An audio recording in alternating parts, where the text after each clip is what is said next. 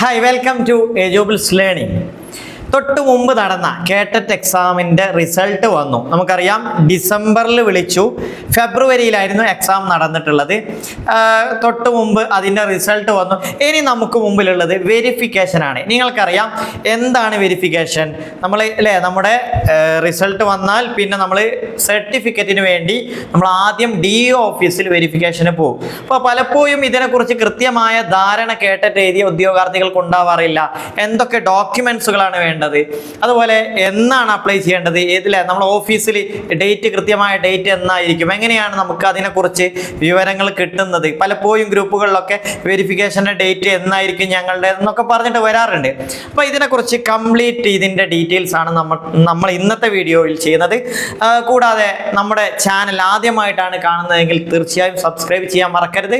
അതുപോലെ തന്നെ അടുത്ത കേട്ടറ്റ് എക്സാമിന് വേണ്ടി എജുബിൾസ് ലേണിംഗിൻ്റെ ലോങ് ടേം ബാച്ച് സ്റ്റാർട്ട് ചെയ്തിട്ടുണ്ട്. കഴിഞ്ഞ എക്സാമിന് നല്ല റിസൾട്ട് എജുബിൾസ് ലേണിംഗിന് ഉണ്ടാക്കാൻ പറ്റിയിട്ടുണ്ട്. അതുകൊണ്ട് തന്നെ ആ വിജയം തുടരാൻ നിങ്ങൾ ആഗ്രഹിക്കുന്നുണ്ടെങ്കിൽ നിങ്ങളുടെ സുഹൃത്തുക്കൾക്കൊക്കെ ഒന്ന് ഷെയർ ചെയ്യുക. അപ്പോൾ നമുക്ക് എന്ത് ചെയ്യാം, വെരിഫിക്കേഷനെ കുറിച്ച് കൃത്യമായിട്ട് പറഞ്ഞു തരാം. നമുക്കറിയാം ഈ 30-ാം തീയതി, അതായത് ഇന്ന് ജൂൺ 30 മുതൽ 12-ാം തീയതി ജൂലൈ 12 വരെയാണ് ഇതിൻ്റെ സമയം. മാത്രമല്ല ഇത് വെരിഫിക്കേഷൻ ചെയ്യേണ്ടത് നമ്മൾ എവിടെയാണോ, ഏത് സ്കൂളിൽ വെച്ചാണോ എക്സാം എഴുതിയിട്ടുള്ളത് ആ പരീക്ഷാ സെൻറ്റർ നിലകൊള്ളുന്ന ആ ഒരു DO ഓഫീസ് ഉണ്ടാവുമല്ലോ അല്ലേ, ആ വിദ്യാഭ്യാസ ഓഫീസിൽ, ഉപജില്ലാ വിദ്യാഭ്യാസ ഓഫീസിൽ വെച്ചിട്ടാണ് നമ്മൾ എന്ത് ചെയ്യേണ്ടത്, വെരിഫിക്കേഷന് പോവേണ്ടത്. സോ അതിൻ്റെ ഒരു നോട്ടിഫിക്കേഷൻ നിങ്ങൾക്ക് കാണാം. ജസ്റ്റ് അല്ലേ, ഒരു നോട്ടിഫിക്കേഷൻ ഇവിടെയുണ്ട്. 2025 ഡിസംബർ മാസത്തിലെ കേട്ടറ്റ് വിജ്ഞാപന പ്രകാരം ഫെബ്രുവരി 22, 23 തീയതികളിൽ അല്ലേ എക്സാം നടന്നത് അന്നല്ലേ. പരീക്ഷ എഴുതി വിജയിച്ചവരുടെ അസൽ പ്രമാണ പരിശോധന 30/6/2026 മുതൽ 12/7/2026 വരെ വ്യവസ്ഥകൾക്ക് വിധേയമായി പരീക്ഷ എഴുതിയ കേന്ദ്രം സ്ഥിതി ചെയ്യുന്ന സ്ഥലത്തെ ജില്ലാ വിദ്യാഭ്യാസ ഓഫീസ് DO ഓഫീസിൽ വെച്ച് നടത്തുന്നതാണ്. സോ നിങ്ങൾ അതിൻ്റെ നിർദ്ദേശങ്ങളൊക്കെ ഉണ്ട്, അതാണ് നമ്മളിവിടെ പറയാൻ ആഗ്രഹിക്കുന്നത്. സോ നിങ്ങൾ എന്തൊക്കെ ഡോക്യുമെൻറ്റുകളാണ് നമ്മൾ കൊണ്ടുപോകേണ്ടത് അല്ലേ, ഡോക്യുമെൻസുകളാണ് നമ്മൾ ആദ്യം നോക്കേണ്ടത്. ഇത് നമ്മൾ കുറഞ്ഞ ദിവസങ്ങളേ ഉള്ളൂ. ഇന്ന് 30-ാം തീയതിയായി സ്റ്റാർട്ട് ചെയ്തു. ഇനി 12 ദിവസത്തിനുള്ളിൽ പല DO ഓഫീസിൽ വെച്ച് നിങ്ങൾ അവിടുത്തെ വെരിഫിക്കേഷനെ കുറിച്ച് മനസ്സിലാക്കും. മറ്റൊന്ന്, അവർ ആ ഓഫീസിൽ നിന്ന് നേരിട്ട് നിങ്ങളെ ഫോൺ ചെയ്യൊന്നുമില്ല. നിങ്ങളുടെ ആ ഒരു അവിടെയുള്ള പത്രമാധ്യമങ്ങളിലൊക്കെ ഇതിൻ്റെ നോട്ടീസുകളും അല്ലേ നിങ്ങൾക്ക് പ്രാദേശിക പേജിലൊക്കെ കാണാം. അതുപോലെ വാട്സപ്പ് ഗ്രൂപ്പുകളിൽ, അങ്ങനെയുള്ള ഇതിലൊക്കെ നിങ്ങൾക്ക്, അതുപോലെ അവരുടെ ബ്ലോഗുകളിലൊക്കെ നിങ്ങൾക്ക് കൃത്യമായിട്ട് എന്ത് ചെയ്യാം, വെരിഫിക്കേഷൻ ഡേറ്റ് കാണാം. അപ്പോൾ ആ രീതിയിൽ നിങ്ങൾ അറിയാൻ ശ്രമിക്കുക. ഒന്നുമില്ലെങ്കിൽ നിങ്ങൾ ആ ഓഫീസിലേക്ക് ഒന്ന് വിളിച്ച് ചോദിക്കുക. സോ അവരെ എന്നാണ് വെരിഫിക്കേഷൻ വെക്കുന്നതെന്ന് കൃത്യമായിട്ട് പറഞ്ഞു തരും. പിന്നെ കേട്ടറ്റ് വെരിഫിക്കേഷൻ്റെ ഫോമാണ് നമുക്ക് ആദ്യമായിട്ട് വേണ്ടത്. വെരിഫിക്കേഷൻ്റെ ഫോം ഞാൻ നിങ്ങൾക്ക് കാണിച്ചു തരാം.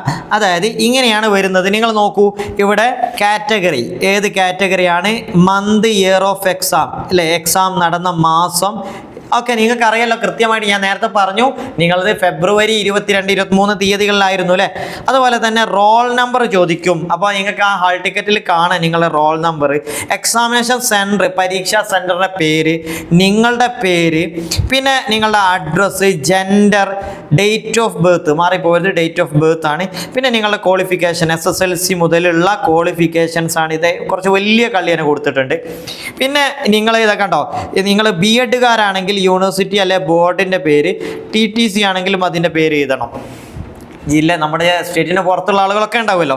പിന്നെ നിങ്ങൾ B.Ed.ൻ്റെ ഓപ്ഷണൽ സബ്ജക്റ്റ് ഏതാണ്, പിന്നെ വരുന്നതാണ് കേട്ടറ്റിൽ നിങ്ങൾ അപ്ലൈ ചെയ്ത സബ്ജക്റ്റ് അല്ലേ, നെയിം ഓഫ് സബ്ജക്റ്റ്, പിന്നെ നിങ്ങളുടെ പേഴ്സൻറ്റേജ് ഓഫ് മാർക്സ്, ഡിഗ്രിയും അതുപോലെ തന്നെ +2-നൊക്കെ, +2-നുള്ളത്, ഡിഗ്രിക്കുള്ളത്, ഫോർ ഡിഗ്രി എന്ന് പറഞ്ഞാൽ. അതുപോലെ കേട്ടറ്റ് എക്സാമിൽ നിങ്ങളുടെ മാർക്ക് നമ്മൾ മനസ്സിലാക്കേണ്ടത്, ജനറൽ കാറ്റഗറിക്ക് 90 മാർക്ക് കിട്ടി അല്ലേ റിസൾട്ടിൽ. അതുപോലെ OBC ആണ് 82 മതി. പിന്നെ നമ്മൾ പറയുന്നത് 75 മാർക്കാണ് ഡിസേബിൾഡ് ആയിട്ടുള്ള ആളുകൾക്കൊക്കെ വരുന്നത്.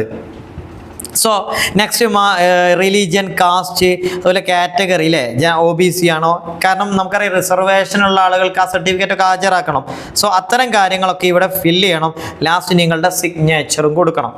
ഇനി നമ്മൾ നെക്സ്റ്റ് SSLC സർട്ടിഫിക്കറ്റ് അതിൻ്റെ ഒറിജിനൽ അല്ലെങ്കിൽ ഫോട്ടോ കോപ്പിയോ, എന്താണ് ഒറിജിനലോ അല്ലെങ്കിൽ നല്ല രണ്ടും കൊണ്ടുപോകണം.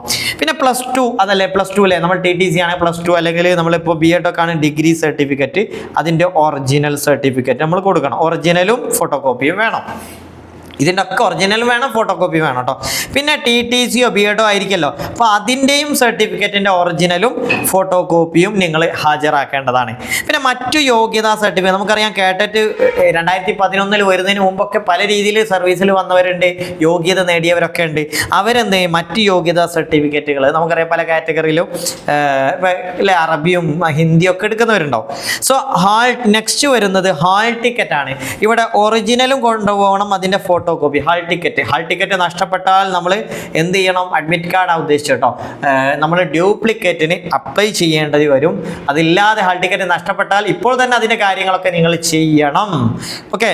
പിന്നെ കേട്ടറ്റ് റിസൾട്ട്, ഈ ഹാൾ ടിക്കറ്റ് തന്നെ നമ്മൾ എവിടെയാണോ എക്സാം എഴുതിയത് ആ എക്സാം സെൻറ്ററിൽ ആരാണോ ഇൻവിജിലേറ്റർ അവരുടെ സൈനുള്ള അഡ്മിറ്റ് കാർഡാണ്. പിന്നെ കേട്ടറ്റ് റിസൾട്ടിൻ്റെ പ്രിൻ്റ് ഔട്ട് ചെയ്യണം. റിസൾട്ട് നമുക്കറിയാം, റിസൾട്ടിൻ്റെ ലിങ്കൊക്കെ കണ്ടിട്ടുണ്ടാവും. സോ ഇല്ലെങ്കിൽ നമ്മുടെ ഡിസ്ക്രിപ്ഷൻ ബോക്സിൽ അത് കൊടുക്കുന്നുണ്ട്, നിങ്ങൾക്ക് റിസൾട്ട് എന്ത് ചെയ്യാം, പ്രിൻ്റ് ഔട്ട് ചെയ്യാം.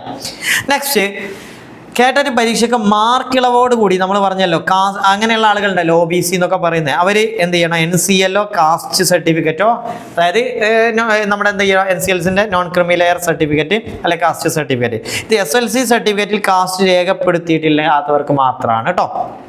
പിന്നെ കേരളത്തിന് പുറത്തുനിന്ന് പഠിച്ചവരുണ്ടാവും, അവരെ സംബന്ധിച്ച് ഈക്വലൻസി സർട്ടിഫിക്കറ്റ് നിർബന്ധമാണ്. അതിൻ്റെ കൂടെ തന്നെ ജെന്യുയിനെസ് തെളിയിക്കാനുള്ള സർട്ടിഫിക്കറ്റ് അല്ലേ, ആ സർട്ടിഫിക്കറ്റ് കൂടി നിങ്ങളുടെ കയ്യിലുണ്ടായിരിക്കണം. അപ്പോൾ പുറത്തുനിന്ന് BEdോ അല്ലെ അങ്ങനെയൊക്കെ കരസ്ഥമാക്കിയ ഒരുപാട് ആളുകളുണ്ടാവും, അവർ ഇതുകൂടി ശ്രദ്ധിക്കുക.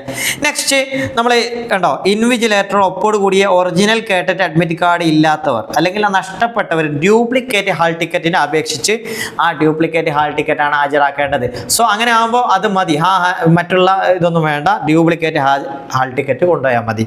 പിന്നെ ഒന്നിലധികം കാറ്റഗറി, നമുക്കറിയാം കാറ്റഗറി ഇപ്പോൾ TTCക്കാരൊക്കെ എന്ത് ചെയ്യും, ഡിഗ്രി ഉണ്ടായി 1ഉം 2ഉം അപ്ലൈ ചെയ്യുക അല്ലേ, അതേസമയത്ത് BEdകാരാണെങ്കിൽ 2ഉം 3ഉം ഒക്കെ അപ്ലൈ ചെയ്യാറുണ്ട് സാധാരണ. സോ ഇനിയിപ്പോൾ ലാംഗ്വേജ് ആണെങ്കിൽ 3ഉം 4ഉം അപ്ലൈ ചെയ്യാൻ പറ്റുന്നവരുണ്ട്. സോ ഇങ്ങനെയുള്ള ആളുകൾ വെരിഫിക്കേഷനും ഹാജരാകുന്ന, പക്ഷേ ഓരോ കാറ്റഗറിയും മുകളിൽ കൊടുത്ത രേഖകളെല്ലാം വെവ്വേറെ, അതായത് കാറ്റഗറി 1ന് ഇത്രയും രേഖകൾ ഒരു സെറ്റ് വേണം, അതുപോലെ തന്നെ കാറ്റഗറി 2ന് ഒരു സെറ്റായിട്ട് വീണ്ടും വേണം. സോ ഇത്രയും കാര്യങ്ങളാണ് നമ്മൾ ഇന്ന് ഡിസ്കസ് ചെയ്യുന്നത്. അതുപോലെ തന്നെ നമ്മൾ മനസ്സിലാക്കേണ്ടത് BEd അല്ലെങ്കിൽ DLED ഒക്കെ കോഴ്സുകൾ പഠിക്കുന്ന സെക്കൻഡ് ഇയറുകാർക്ക് നമുക്ക് എക്സാം എഴുതാം അല്ലേ, പക്ഷേ അവർ വിജയിച്ചിട്ടുണ്ടാവില്ല. അവർ ചെയ്യേണ്ടത് അവരുടെ കേട്ടറ്റ് സർട്ടിഫിക്കറ്റ്, അതായത് അവർ കോഴ്സ് വിജയിച്ച ശേഷം അതിനുശേഷം മാത്രം കേട്ടറ്റിൻ്റെ വെരിഫിക്കേഷന് പോയാൽ മതി. അപ്പോൾ നിങ്ങൾ കോഴ്സൊക്കെ കഴിഞ്ഞിട്ട് നെക്സ്റ്റ് വരുന്ന വെരിഫിക്കേഷൻ സമയം, അതായത് നമ്മൾ മനസ്സിലാക്കേണ്ടത് ഇപ്പോൾ അതായത് ഫെബ്രുവരിയിൽ നടന്ന എക്സാമിൻ്റെ വെരിഫിക്കേഷനാണ് ഇപ്പോൾ നടക്കുന്നത് ഈ വീക്കിൽ, ഈ ഒരു 10 ദിവസത്തിനിടയിൽ. എന്നാൽ നിങ്ങൾ ഈ പ്രാവശ്യം നിങ്ങൾക്ക് എന്തോ കാരണം കൊണ്ട് വെരിഫിക്കേഷൻ പോകാൻ പറ്റിയിട്ടില്ല, നിങ്ങളിപ്പോൾ വിദേശത്ത് പോയി എന്നൊക്കെ ഉണ്ടെങ്കിൽ നിങ്ങൾ നെക്സ്റ്റ് കേട്ടറ്റ് എക്സാം എഴുതി അതിൻ്റെ വെരിഫിക്കേഷന് വിളിക്കുന്ന സമയത്ത് ഇവിടെ ഉണ്ടായിരിക്കണം. ആ കാര്യം പ്രത്യേകം ശ്രദ്ധിക്കുക. പല ആളുകളും കേട്ടറ്റിൻ്റെ മുമ്പ് വിളിച്ചു വെച്ചിരുന്നു, ഞങ്ങൾ കേട്ടറ്റ് എഴുതുന്നു പിന്നീട് വിദേശത്ത് പോകുന്നു എന്ന് ഞങ്ങൾ വെരിഫിക്കേഷന് വരണം എന്നൊക്കെ ഉള്ള കാര്യങ്ങൾ ചോദിച്ചിരുന്നു. അടുത്തത് BEd DLED ഒക്കെ പഠിച്ചുകൊണ്ടിരിക്കുന്ന അല്ലേ, പഠിച്ചുകൊണ്ടിരിക്കെ പരീക്ഷ എഴുതി വിജയിച്ചവർ, അതായത് നമ്മൾ പറഞ്ഞത് സർട്ടിഫിക്കറ്റ് ലഭിച്ചതിന് ശേഷം വെരിഫിക്കേഷൻ ഹാജരാകുമ്പോൾ കേട്ടറ്റ് പരീക്ഷയ്ക്ക് അപേക്ഷിക്കുമ്പോൾ 2ാം വർഷം പഠിക്കുകയായിരുന്നു എന്ന് പറഞ്ഞാൽ നമ്മൾ കേട്ടറ്റ് എഴുതുന്ന സമയത്ത് നമ്മൾ സെക്കൻഡ് ഇയറുകാരായിരുന്നു എന്ന് നമ്മുടെ സ്ഥാപന മേധാവിയുടെ സർട്ടിഫിക്കറ്റ് ഹാജരാക്കണം. സോ ആ കാര്യം നിങ്ങൾ ശ്രദ്ധിക്കുക. നിങ്ങൾ പാസ് ഔട്ട് ആകുന്നതിന് മുമ്പ് അപ്ലൈ ചെയ്ത് കേട്ടറ്റ് വിജയിച്ചിട്ടുണ്ടാവും. സോ നിങ്ങൾ വെരിഫിക്കേഷന് പോകുന്ന സമയത്ത് ആ സമയത്ത് ഞങ്ങൾ പഠിക്കുകയായിരുന്നു എന്നുള്ള സ്ഥാപന മേധാവിയുടെ സർട്ടിഫിക്കറ്റ്. ഇത്രയും കാര്യങ്ങളാണ് നമ്മൾ കൃത്യമായിട്ട് മനസ്സിലാക്കേണ്ടത്. നിങ്ങൾക്ക് ഞാൻ അതിൻ്റെ കാര്യങ്ങളൊക്കെ പറഞ്ഞു തന്നിട്ടുണ്ട്.